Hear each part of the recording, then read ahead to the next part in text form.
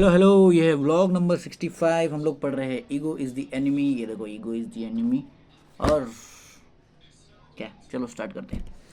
When Arthur Lee was sent to France and England to serve as one of America's diplomats during the Revolutionary War, instead of relishing the opportunity to work with his fellow diplomat Celius Diane and elder statesman Benjamin Franklin, he raged and resented them and suspected them of disliking him. Story. अपना main character कौन है? Arthur ली। Arthur ली को जब France और England में भेजा गया ताकि वो अमेरिका का डिप्लोमेट बन के वहाँ पे सर्व करे। डिप्लोमेट मतलब क्या है? वो एम्बेसडर्स बन के जाए वहाँ पे। तो उधर जाने के बाद रेवोल्यूशनरी वॉर का टाइम था। रेवोल्यूशनरी वॉर के टाइम पे उसको भेजा गया। अभी उसको मौका मिला है अपने देश के लिए इतना बड़ा काम करने का, तो उसको खुश होना चाहिए, उसको अपॉर्चुनिटी रिलीज करना चाहिए, खुश होना चाहिए कि चलो चलो अब ये मौके का पूरा फ़ायदा उठाएंगे। लेकिन आर्थर ली तो कुछ और कर रहा था। क्या कर रहा था वो, चलो देखते हैं। उसके साथ में भी दो डिप्लोमेट थे, सिलियस डियन और एक और था जिसका नाम था बेंजामिन फ्रैंकलिन, जो बहुत बाद में फेमस हुआ। वो दोनों लोग थे। दोनों के ऊपर इसको गुस्सा आ गया। दोनों के साथ में मिलके काम करना चाहिए था, लेकिन इसको गुस्सा आ गया। इसको क्या लग रहा था कि ये दोनों लोग मुझे पसंद नहीं करते, इसके लिए मैं भी ये लोग को पसंद नहीं करूँगा। बाप रे बाप, इतना छोटा ही हो। चलो आगे देखो। Finally Franklin wrote him a letter. If you do not care, if you do not cure yourself of this temper, it will end in insanity, of which it is the symptomatic forerunner. तो Benjamin Franklin ने उसको समझाने की बहुत कोशिश किया, लेकिन आखिरकार में उसको एक लेटर लिख के बोला कि डायरेक्ट इससे मिलके फ़ायदा नहीं, एक काम करते इसको लेटर लिख के समझाते। तो लेटर लिखा उसको, और लेटर में लिखा था कि अगर आप अपने ये फालतूगिरी जो आप दूसरों के ऊपर शक करते हो वो अगर आपने बंद नहीं किया तो आगे जाके शायद आप इंसेन हो जाओगे, आप पागल हो जाओगे। इतना उसने वार्निंग दिया। किसने वार्निंग दिया? बेंजामिन फ्रैंकलिन ने। Probably because he was in such command of his own temper, Franklin decided that writing the letter was cathartic enough. He never sent it. क्योंकि अभी बेंजामिन फ्रैंकलिन को अपने गुस्से पे कंट्रोल था, इसके लिए बेंजामिन फ्रैंकलिन को क्या लगा कि जाने दो, ये लेटर लिख के मतलब नहीं है। इसके लिए उसने लेटर लिखा तो, लेकिन कभी भी भेजा नहीं, क्योंकि उसको पता था कि ये आर्थर ली को समझा के कुछ फ़ायदा नहीं है। अगर मैं ऐसा करूँगा तो फिर वापस देखिएगा कि मैं गुस्सा कर रहा हूँ, तो वो बोलेगा अरे आप मुझे गुस्सा करने को मना कर रहे हो, खुद गुस्सा कर रहे हो, तो हिपोक्रेसी है, ऐसा बोल के वो भी कर सकता था। तो इसके लिए बेंजामिन फ्रैंकलिन ने कभी भी लेटर भेजा ही नहीं। आगे देखो। If you have ever listen to the Oval Office tapes of Richard Nixon, you can hear the same sickness and you wish someone could have sent him such a letter. अगर आप Oval office नाम का एक office है, उधर पे Richard Nixon नाम का एक आदमी था, वो बड़े लीडर था। उसका भी अगर टेप्स सुनोगे कि वो किस तरीके से बिहेव करता था, तो सेम चीज़ आपको भी लगेगा कि इसके अंदर भी गुस्सा कंट्रोल करने का बिल्कुल स्किल नहीं था। और सेम लेटर जैसा बेंजामिन फ्रैंकलिन ने लिखा, अपन भी सोचेंगे कि यही लेटर इसको भी भेज देना चाहिए, कम से कम थोड़ा तो सुधरेगा। वैसा अपन सोच सकते हैं। It is a harrowing insight into a man who has lost his grip, not just on what he is legally allowed to do, on what his job was to serve people, but on reality itself. अब ये जब हम लोग ये tapes सुनते हैं Richard Nixon का, तो वो अपने को समझ में आता है कि एक आदमी को जो अपना कर्तव्य था कि उसको लोगों की सेवा करनी थी, इतने बड़े पोस्ट पे उसको बैठाया गया था। फिर उसके बाद क्या हुआ, उसने इतना ज़्यादा वो इन्वॉल्व हो गया अपने पोस्ट में और अपने पावर में कि वो अपना असली काम करना ही भूल गया। तो सेम वो भी इंसान हो गया था अपने ईगो के चक्कर में। आगे क्या लिखा है? But on reality itself he vacillates widely from supreme confidence to dread and fear. He talks over his subordinates and rejects information and feedback that challenges what he wants to believe. Same Richard Nixon का भी कैसा था कि वो अपने superior और subordinate लोग का बिल्कुल भी सुनता नहीं था। अगर कैसा कोई भी जानकारी उसको लिखता था कि ये जानकारी मैं मानने को तैयार नहीं हूँ, तो उसको डायरेक्ट वो रिजेक्ट कर देता था, बराबर।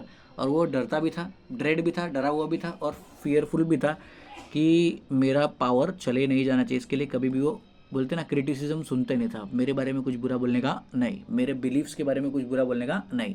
ऐसा था रिचर्ड निक्सन।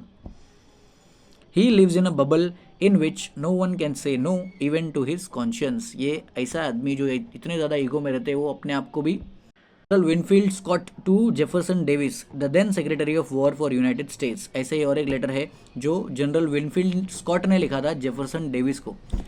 उस टाइम पे वो कौन था? यूनाइटेड स्टेट्स का सेक्रेटरी फॉर वॉर था। क्या लेटर लिखा, उसका क्या लेना देना है, देखते। Davis belligerently pestered Scott repeatedly about some trivial matter. अब ये डेविस ने क्या किया मालूम है? डेविस ने स्कॉट को बार बार कोई मैटर पे घसीटने का कोशिश किया। Scott ignored it until finally forced to address it. तो बार बार वो उसके ऊपर पॉइंट आउट करते थे कि तुम्हारे वैसे हो रहा है, तुम्हारे वैसे हो रहा है, तुम्हारे वैसे हो रहा है। आखिरकार स्कॉट ने बहुत इग्नोर किया, लेकिन फिर उनको एड्रेस करना पड़ा, बाद में उसको लेके आना पड़ा, बोला इसको कन्फ्रंट करना ही पड़ेगा, नहीं तो ये कुछ बोलते ना कुछ ज़्यादा ही हो रहा है। तो स्कॉट ने बोला कि चलो एक काम करते, एड्रेस करके देखते। क्या बोला उसने? He wrote that he pitied Davis. उसने लेटर लिख के बोला कि अरे मेरे को आपके ऊपर दया आ रहा है। Compassion is always due to an enraged imbecile who lays about him in blows which hurt only himself. तो स्कॉट ने उसको लेटर लिख के बोला, जनरल इसको जेफरसन डेविस को, कि ऐसा आदमी जो दूसरे को हर्ट करता है वो खुद इतना हर्ट हुआ रहता है कि उसके लिए बस एक ही हथियार है अपने पास, वो है कंपैशन। उसको शांति से, उसको बोलते ना प्यार से उससे बात करना चाहिए। उसको जितना भड़केंगे वो और भड़केगा, वो पागल लोग होते हैं, वो लोग से मिलके मतलब ही नहीं है। ऐसा लेटर लिख के भेजा। Ego is its worst ego enemy. Ego खुद का ही बहुत सबसे बड़ा दुश्मन रहता है। It hurts the one we love too. Ego की वजह से हम लोग उसको भी दुख पहुंचाते जिसको हम लोग प्यार करते हैं। तो ईगो इसके लिए खतरनाक रहता है। वो ईगो खुद का ही सबसे बड़ा दुश्मन रहता है। Our families and friends suffer for it. हमारा फैमिली और फ्रेंड्स भी हमारे ईगो की वजह से सफ़र करते हैं, तकलीफ में आते हैं। So do are customers, fans and clients. और सेम, अगर हम बिजनेसमैन हैं तो हमारे कस्टमर लोग सफ़र करेंगे। अगर हम लोग कोई सेलिब्रिटी है तो हमारे फैंस सफ़र करेंगे। अगर हम कोई प्रोफेशनल है तो हमारे क्लाइंट सफ़र करेंगे। किधर पे भी ईगो आया तो उसके आसपास जितने भी स्टेक होल्डर लोग रहते हैं सब सफ़र करते ही करते हैं। कुछ गेला। A critic of Napoleon nailed it when remarking, he despises the nation whose applause he seeks. तो नपोलियन का एक क्रिटिक था जो नपोलियन की बुराई करता था, उसके अंदर कमी निकालता था। उसने बताया था कि नपोलियन ऐसा है जिसकी तारीफ वो ढूंढता है, उसके प्रजा, उसके लोग, वो लोग कोई वो परेशान करता है और वो लोग कोई वो तकलीफ देता है, तो कैसे तारीफ मिलेगा? ये तो सीधा सीधा हिपोक्रेसी है। ऐसा उसने लिखा था। People he had to be better than people who, unless they were totally unconditionally supportive of him, were against him. तो अभी ऐसा हो गया है कि नपोलियन इतना गंदा है कि वो अपने लोग को ही परेशान करता है। इसके लिए जो लोग एक टाइम पे उसको बहुत ज़्यादा सपोर्ट करते थे, आज वही लोग नपोलियन को चाहते हैं कि नपोलियन रहे ना। सोचो कैसा क्यों हुआ? नपोलियन की ईगो की वजह से। नपोलियन के ईगो की वजह से ही हुआ कि उसके जो सबसे करीबी लोग थे वो लोग ने उसको धुतकार दिया, बोला नहीं चाहिए बाबा ये। ऐसा भी होता है। ठीक है ठीक है ठीक है ठीक है। अ स्मार्ट मैन और women must regularly remind themselves of the limit of their power and reach. कोई भी स्मार्ट मैन या वुमेन रहेगा, वो लोगों को हमेशा अपने आप को याद दिलाना चाहिए, देखो मेरा इतना ही पावर है, इससे ज़्यादा पावर नहीं है, ताकि हम लोग अपने आप को सबसे ज़्यादा पावरफुल ना समझे। इसके लिए खुद को बार बार रिमाइंड कराते रहना पड़ता है, याद दिलाते रहना पड़ता है कि अपना लिमिट क्या है, वो लिमिट के दायरे में ही रहने का, उसके आगे जाने का नहीं। Super important. Entitlement assumes this is mine, I have earned it. Entitlement का जो कीड़ा है वो बार बार अपने को क्या अज्यूम करने के लिए बोलता है कि ये चीज़ जो है ये मेरी है क्योंकि मैंने इसको कमाया है मेहनत से। लेकिन एक्चुअल बेस सर्विस बेस्ड होता है सब कुछ, क्योंकि सर्विस इनटेंजिबल होता है। सर्विस को कभी भी आप कमा नहीं सकते, उसका ओनरशिप कभी भी ट्रांसफ़र होगा क्या? नहीं। तो सेम चीज़ यहाँ पे भी होता है। कोई भी टाइटल हमको मिलता है, कोई भी पदवी मिलता है, कोई भी जिम्मेदारी मिलता है, वो चीज़ हमको ऐसा नहीं कि दे दिया तो हमारा हो गया, ऐसा नहीं। वो जब तक हम लोग काम करेंगे हमारे पास रहेगा। जैसे ईगो को हमने अपने ऊपर हावी होने दिया, गया। At the same time, entitlement nickels and dims other people because it can conceive of valuing other person's time as highly as its own. It delivers tirades and pronouncements that exhaust the people who work for and with us, who have no choice other than to go along. ये entitlement का जो कीड़ा होता है, जब हम लोग थोड़ा बहुत सक्सेस अचीव कर लेते हैं तो इससे क्या होता है, हम लोग अपने आसपास के लोग जो हमारे साथ में काम कर रहे हैं या हमारे लिए काम कर रहे हैं, हमारे एम्प्लॉयज़ या हमारे पार्टनर लोग, वो लोग को हम लोग क्या करते हैं, कम समझने लगते हैं। और इसके लिए क्योंकि हमारा टाइम अच्छा चल रहा है, थोड़ा बहुत सक्सेस हमने अचीव किया है, वो लोग के पास कुछ ऑप्शन नहीं होता है, वो लोग को हमारे साथ में चलना ही पड़ता है। लेकिन इसमें खतरा क्या है कि हमारे ऊपर एंटाइटलमेंट धीरे धीरे हावी हो रहा है, अपन ईगो के चपेटे में आ रहे हैं, इतना याद रखने का। It delivers chopped it overstates our abilities to ourselves and renders a generous judgment of our prospects and it creates ridiculous expectations. ये एंटाइटलमेंट का जो तकलीफ है, ये एंटाइटलमेंट अपने ऊपर आया तो हमारे अंदर जो एबिलिटी है, जितना काम अपन कर सकते हैं उसका ओवर स्टेटमेंट देने लगता है।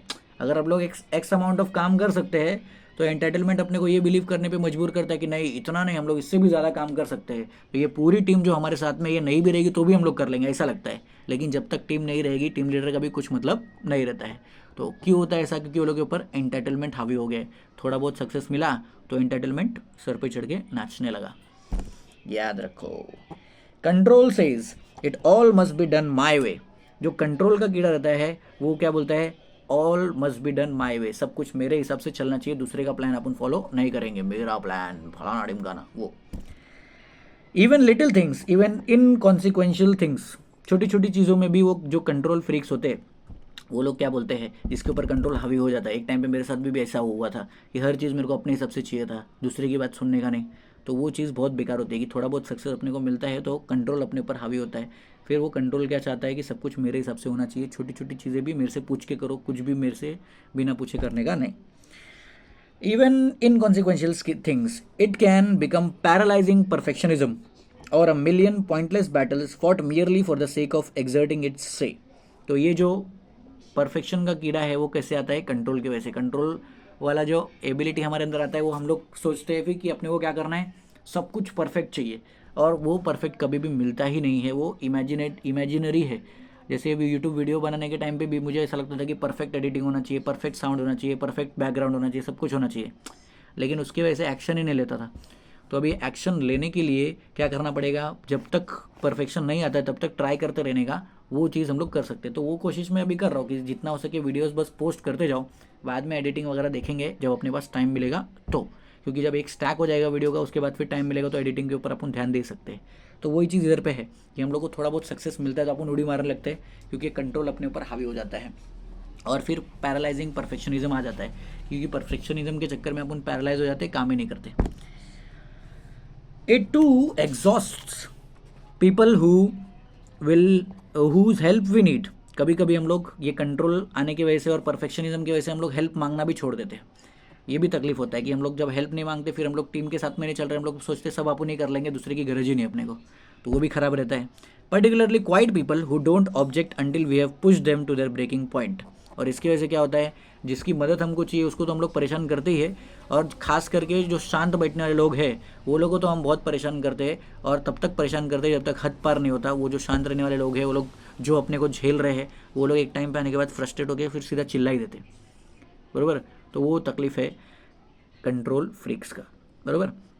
We fight with the clerk at the airport, the customer service representative on the telephone, the agent who examines our claim.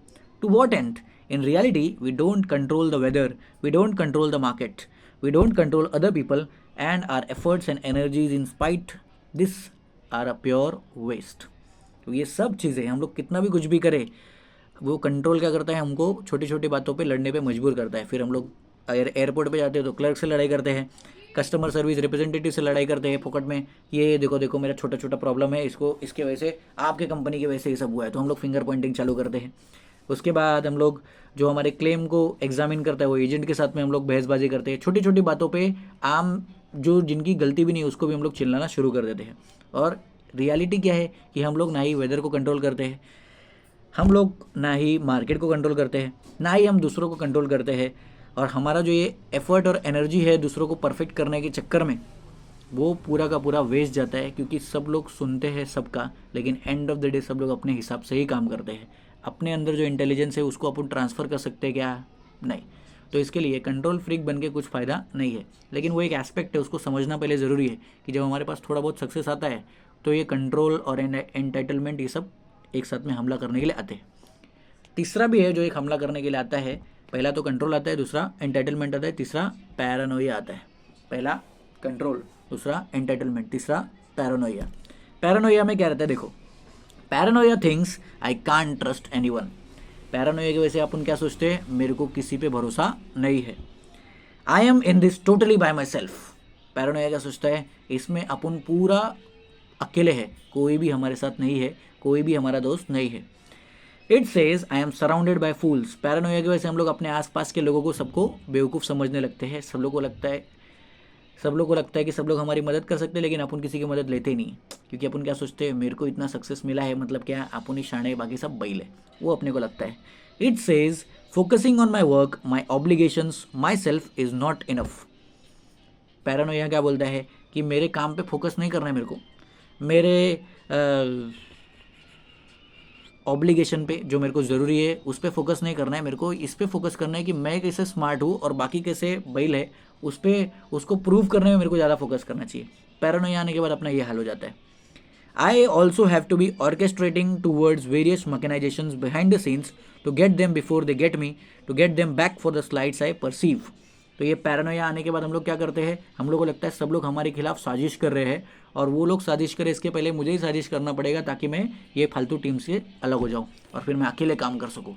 लेकिन रियलिटी क्या है कि रियलिटी में अपने को सबका साथ चाहिए रहता है, सब लोग साथ में रहेंगे तो भी अपन लंबा रेस दौड़ सकते हैं। जैसे वो कहावत है, if you want to go fast go alone, if you want to go far go together. तो यही चीज़ अपने को ब्लॉक करती है कौन, paranoia. Everyone has a boss, a partner, a parent like this. सब लोग का ऐसा बॉस होता है जिसके अंदर पैरानोया होता है, एंटाइटलमेंट होता है और कंट्रोल फ्रीक होता है वो। सबका पेरेंट भी ऐसा होता है, सबके पार्टनर में भी ऐसा कुछ देखने को मिलता है। All that strife, anger, chaos and conflict, how did it go for them, how did it and. अगर आप वो बॉस को या तो प्रिंसिपल को या तो टीचर को या तो पार्टनर को, किसी को भी देखो जिसके अंदर ये 3 क्वालिटीज़ है, पहला कंट्रोल, दूसरा एंटाइटलमेंट, तीसरा पैरानोया। ये लोग जिनके अंदर ये क्वालिटीज़ होती है उनका एंड देखो, वो लोग का रिजल्ट कैसे निकला। जो लोग वो लोग चाहते थे वो हो पाया क्या, वो लोग अपने लाइफ में दूसरे लोगों की लाइफ में पॉजिटिव इंपैक्ट ला रहे हैं कि नेगेटिव इंपैक्ट ला रहे हैं। वो लोग के आसपास जब सब लोग रहते हैं तो वो लोग का एनर्जी बढ़ता है कि कम होता है, वो सब ध्यान दो तो समझ में आएगा कि अपने को ये तीनों से बच के रहना है। क्योंकि मोस्टली क्या होता है, ऐसे लोग जो कंट्रोल फ्रीक्स होते हैं, जिनके अंदर पैरानोया होता है, जिनके अंदर वो एंटाइटलमेंट का कीड़ा रहता है, वो लोग आगे जाके अनसक्सेसफुल ही होते हैं। अनसक्सेसफुल तो होते ही है, प्लस साथ में वो लोग का मेंटल हेल्थ भी खराब होता है, वो लोग अपने आप से ही खुश नहीं रहते, तो बाकी लोग को तो छोड़ ही दो। He who indulges empty fears earns himself real fears, wrote Seneca, who as a political advisor witnessed destructive paranoia at the highest levels। Seneca नाम का एक आदमी जिसने डिस्ट्रक्टिव पैरानोया को हाईएस्ट लेवल पे देखा था, क्योंकि वो पॉलिटिकल एक वो था, पॉलिटिकल एडवाइज़र था, तो बड़े बड़े राजा के लोग के साथ उसने काम किया था। उसको मालूम था कि अगर कोई इंसान है जो एम्प्टी फियर में जा रहा है, मतलब अपने लिए ऐसा फियर बना के ले रहा है, ऐसी बातों से डर रहा है वो जो अभी तक हुआ ही नहीं है, तो पक्का वो आगे जाके सच में डरने वाला है। ये बात लिख के ले लो, क्योंकि उसने बहुत सारे राजा लोग को, महाराजा लोग को, एम्परर्स को ऑब्जर्व किया था। अगर आप अपने लिए कोई सिनेरियो बिल्ड कर रहे हो जहाँ आपको लग रहा है कि सब लोग मेरे खिलाफ है, तो एक टाइम ऐसा आएगा सच में सब लोग खिलाफ हो जाएंगे। अगर आप ऐसा माहौल बना रहे हो कि सब लोग मेरे साथ है, तो ऑटोमेटिक सब लोग साथ में आ जाएंगे। Depends totally on our mentality. The sad feedback loop is that the relentless looking out for number one can encourage other people to undermine and fight us। अभी फीडबैक लूप क्या है कि जब फीडबैक लूप आता है इसमें क्या है कि अगर आप नंबर 1 देखोगे, नंबर 1 सोचते रहोगे कि नंबर 1 कौन है, नंबर 2 कौन है, मैं सबसे बेस्ट हूँ कि नहीं, तो इसकी वजह से क्या होगा, ऐसा टाइम आएगा जहाँ पे ऐसे लोग आएंगे जो हमको फाइट करेंगे और फिर उसके बाद अपना नंबर 1 वाला जो स्टांस है, नंबर 1 वाला जो पावर है, जो टाइटलमेंट है, वो चले जाएगा। कभी ना कभी तो क्या होगा, हम लोग काम करना छोड़ेंगे, हम लोग वीक तो पड़ेंगे। आज के टाइम पे जो बेस्ट गोल स्कोरर है वो कल को उठ के नहीं रहेगा, कोई और आएगा। आज के टाइम पे जो बेस्ट बैट्समैन है उसके जगह पे कल को कोई और आएगा। वो तो टाइम टू टाइम चेंज होते रहता है। तो अगर ये नंबर 1 नंबर 2 के चक्कर में अपन फंस गए तो गए। They see that behaviour for what it really is, a mask for weakness, insecurity and instability. लोगों को समझने में टाइम नहीं जाता है कि आपके अंदर ये जो कंट्रोल और ये पैरानोया और ये एंटाइटलमेंट है, ये और कुछ नहीं, एक मास्क है जिससे आप अपने डर को छुपा रहे हो, आप अपने वीकनेस को छुपा रहे हो, आप अपने इनसिक्योरिटी को छुपा रहे हो और अपने इनस्टेबिलिटी को छुपा रहे हो कि आप अंदर से अनस्टेबल हो, तो आप दूसरे लोगों को परेशान करके आप सोच रहे हो कि अपने आप को बचा लोगे। ऐसा नहीं होगा, आज नहीं तो कल सब लोगों को समझ में आएगा ही आएगा। It is frenzy to protect itself. Paranoia creates the persecution it seeks to avoid, making the owner a prisoner of its own delusion and chaos. Is this the freedom you envisioned when you dreamed of your success? Likely not. So stop. तो क्या होता है, Paranoia क्या करता है, वो इंसान को जिस चीज़ से डर लग रहा होता है उसी के अंदर डुबा के परेशान करके रख देता है। और फिर क्या होता है, एक टाइम आता है कि जो सक्सेस थोड़ा बहुत मिला था वो भी पूरा का पूरा ख़त्म हो जाता है। तो क्या ये वही सक्सेस है जिसके लिए आपने एनविजन किया था? यही आपने सोचा था कि यही सक्सेस होगा क्या? नहीं ना। तो जब भी एंटाइटलमेंट आए रुक जाओ, जब भी आपके अंदर कंट्रोल फ्रीक बनने का इच्छा आए रुक जाओ, जब भी आपके अंदर पैरानोया आए रुक जाओ।